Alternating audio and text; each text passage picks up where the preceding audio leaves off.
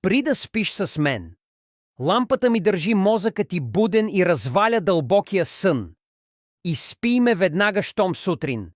Събуждаш се дехидратиран и мозъкът ти работи по-бавно без мен.